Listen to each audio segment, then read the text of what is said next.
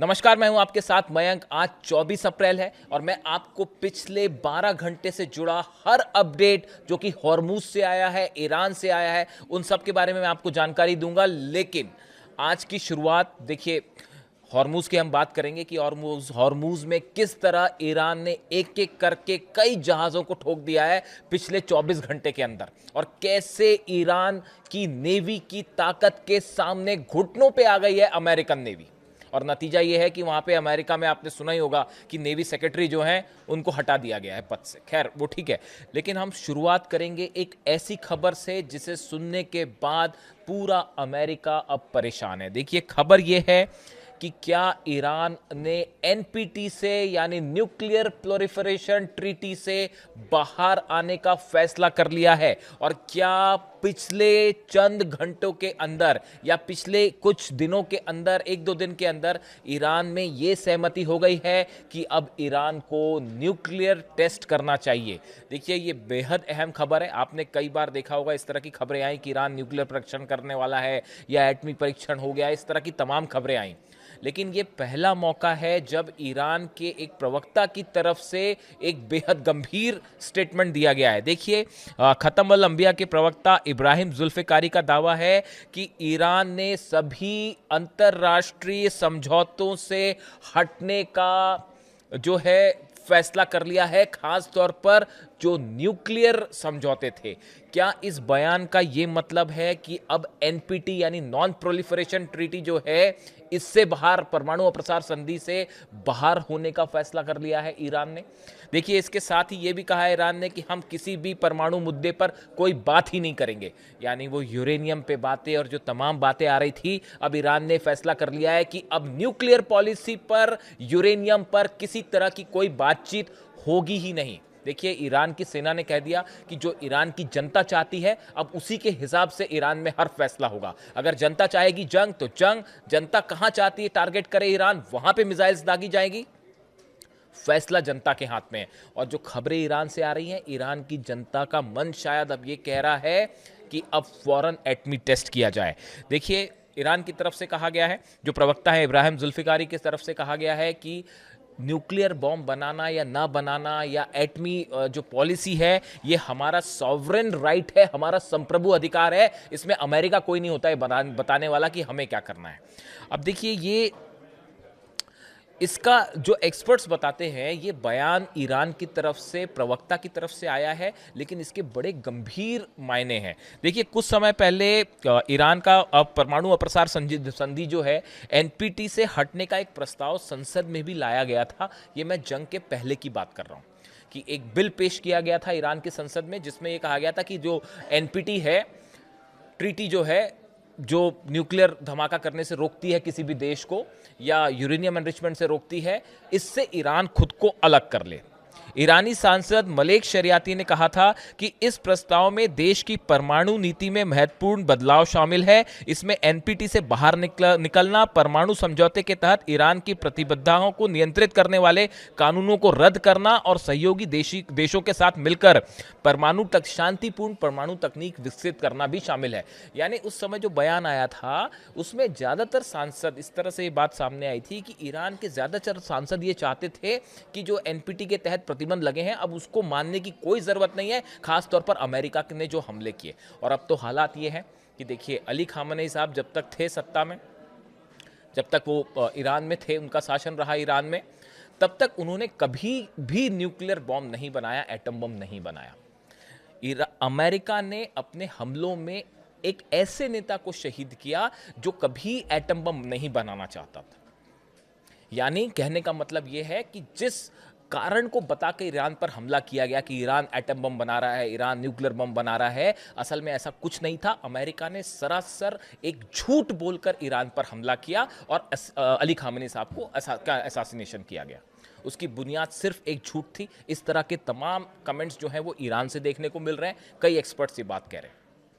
लेकिन अब जब अली खामेनी साहब का असैसिनेशन होता है, छोटे छोटे बच्चों का कत्ल होता है, ईरान पर हमले होते हैं, इंफ्रास्ट्रक्चर को, हॉस्पिटल्स को निशाना बनाया जाता है, उसके बाद अब ईरान की जनता कह रही है कि अब जो है किसी तरह का कोई प्रतिबंध मानने की जरूरत नहीं है। और ईरान के प्रवक्ता का ये बयान बता रहा है कि ईरान ने बड़ा फैसला कर लिया है, शायद वो एटमी टेस्ट का फैसला है। अब यूरेनियम एनरिचमेंट रुकेगा नहीं बल्कि तेजी से आगे बढ़ेगा। मैंने कल उनके ये जो बयान आया, देखिए ये इब्राहिम जुल्फिकारी का जो बयान है कि अब हम कोई भी अंतर्राष्ट्रीय समझौतों का पालन नहीं करेंगे, खासतौर पर न्यूक्लियर से जुड़े मुद्दों पर, उसको कई एक्सपर्ट से मैंने राय ली। क्या सबका ये मानना था कि जिस तरह से अली खामेनी साहब का असैसिनेशन हुआ, उसके बाद जो गुस्सा ईरान में देखने को मिल रहा है, सड़कों पर लोग हैं, मिसाइल्स जो हैं उस परेड हो रही हैं सड़कों पर, कल ड्रोन परेड हुई, आप तस्वीरें देखिए, उसके बाद ईरान का जो मूड है जनता का, किसी भी स्तर पे किसी तरह की बातचीत ईरान की जनता नहीं करना चाहती। इसका मतलब ही अब ये है कि अगला कदम मामला एटमी जो है शायद फैसला हो चुका है, या उससे जुड़ी कोई भी जानकारी कभी भी सामने आ सकती है। देखिए एनपीटी जो है, छोटे में अगर हम समझना चाहें, नॉन प्रोलिफरेशन ट्रीटी जो है 1968 में शुरू हुई थी, 1970 में इसे लागू किया गया। इसका उद्देश्य परमाणु हथियारों के प्रसार को रोकना, निशस्त्रीकरण को बढ़ावा देना और शांतिपूर्ण परमाणु ऊर्जा के उपयोग को प्रोत्साहित करना है। इस ट्रीटी के अनुसार परमाणु हथियार केवल 5 देश, अमेरिका, रूस, चीन, ब्रिटेन और फ्रांस तक सीमित रहेंगे। ये ट्रीटी थी, कई देशों ने इस पर साइन किए, कई ने साइन नहीं भी किए, लेकिन इसके नियमों का पालन कर रहे हैं। लेकिन अब ईरान ने यह तय किया, जो संसद में प्रस्ताव आया था, कि इसका पालन नहीं किया जाएगा। देखिए राफेल ग्रासी जो आईएईए चीफ है, इनकी तरफ से भी एक कल बयान आया कि 20 देश ऐसे हैं जो शायद एनपीटी से बाहर आने की कोशिश कर सकते हैं, या फिर खुद की परमाणु कार्यक्रम को आगे बढ़ा सकते हैं। क्योंकि अब ज्यादातर देश ये महसूस कर रहे हैं कि अगर किसी देश के पास न्यूक्लियर बॉम्ब है, एटम बॉम्ब है, तो ये उसका डिटरेंस है, वो सेफ है। अगर आपके पास एटम बम नहीं है तो अमेरिका आपको निशाना बना सकता है, चाहे वो कोई भी देश क्यों ना हो। चाहे कभी कहते क्यूबा पर हमला हो जाएगा, कभी कहते ग्रीनलैंड पर हमला हो जाएगा, कभी वेनेजुएला पर हमला कर दिया, कभी ईरान पर हमला कर दिया। ये प्रोसेस रोकने के लिए हर देश के पास अपना डिटरेंट होना जरूरी है, जैसा कि नॉर्थ कोरिया के पास है। नॉर्थ कोरिया पे आप हमला करके दिखाइए, नतीजा क्या होगा सब जानते हैं। मिसाइल्स कहाँ कहाँ अटैक करेंगे, और उसके बाद आप समझते ही हैं कि नॉर्थ कोरिया तो है, किम जोंग उन बात नहीं करते, वो सीधा मिसाइल दागते हैं, तो उनको कोई चैलेंज नहीं कर पा रहा। तो इसीलिए अब ईरान पे इस हमलों ने अमेरिका को बड़ी मुश्किल में डाल दिया है। पहले न्यूक्लियर बम नहीं बना रहा था ईरान के पास पहले एटम बम नहीं था, जो नहीं बना रहा था आपने उनको शहीद कर दिया। अब उसके बाद जो अब नई रिजीम आई है, अब वो गुस्सा देख रही है, जो कि अमेरिका के लिए एग्जिस्टेंशियल थ्रेट बन सकता है। और हो सकता है कि इसी को बहाना बना के अगर हमला भी करे तो ईरान की जनता उसके लिए तैयार है कि जो हमला करना करिए, हम तैयार हैं। अब देखिए इसके अलावा जो खबरें हैं, एक तो ये बहुत ही बड़ी खबर है, अगर ईरान में इस तरह का कोई फैसला हो गया है तो शायद जल्दी ही इसका कुछ अनाउंसमेंट हो जाए, या फिर शायद धमाके के साथ ही अनाउंसमेंट हो जाए, कुछ भी हो सकता है। तो ये एक बड़ा डेवलपमेंट। इसके अलावा आप देखें 5 जहाज़ों में, मेरे मुताबिक पिछले 12 से 13 घंटों के अंदर हॉर्मूज में 5 जहाज़ों को ईरान की सेना ने, नेवी ने निशाना बनाया है।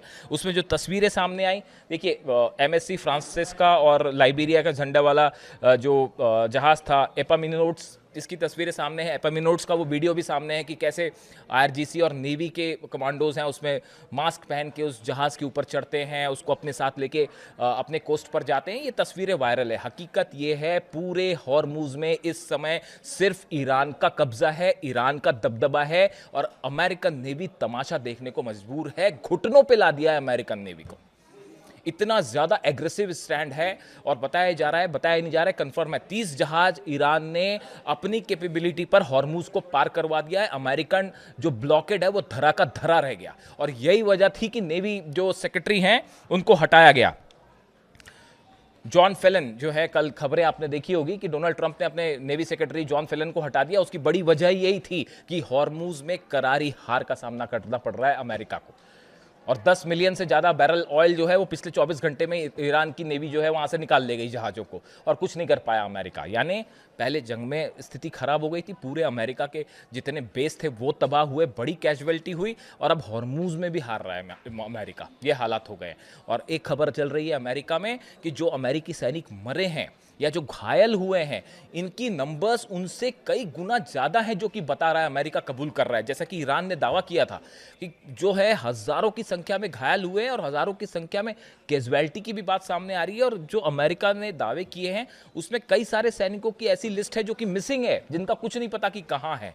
तो अब इस तरह के तमाम दावे हो रहे हैं कि असली कैजुअलिटी क्या है और कितने लोग घायल हुए अमेरिका के, उसकी कोई जानकारी नहीं है।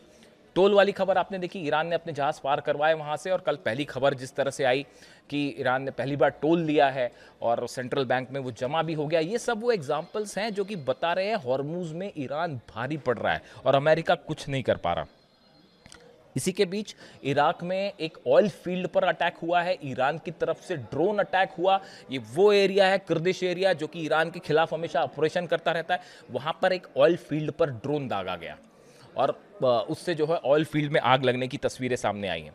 देखिए, कुल मिला के हकीकत यह है कि पिछले चंद घंटों के अंदर ईरान ने कई बड़े फैसले लिए हैं।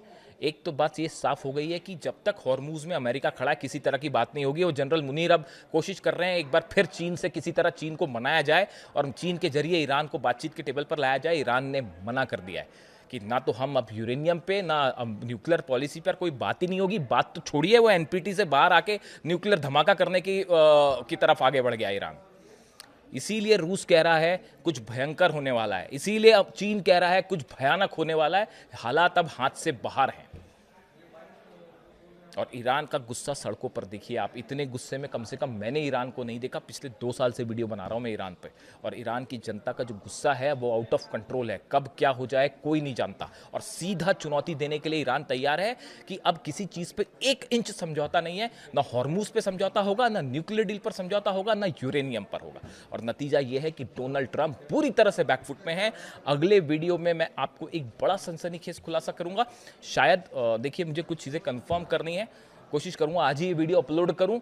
अब इस पूरी जंग से जुड़ा एक ऐसा सनसनीखेज खुलासा जो शायद अभी तक इसकी इंफॉर्मेशन किसी के पास ना हो। कमेंट करके बताइए वीडियो कैसा लगा। Thank you so much.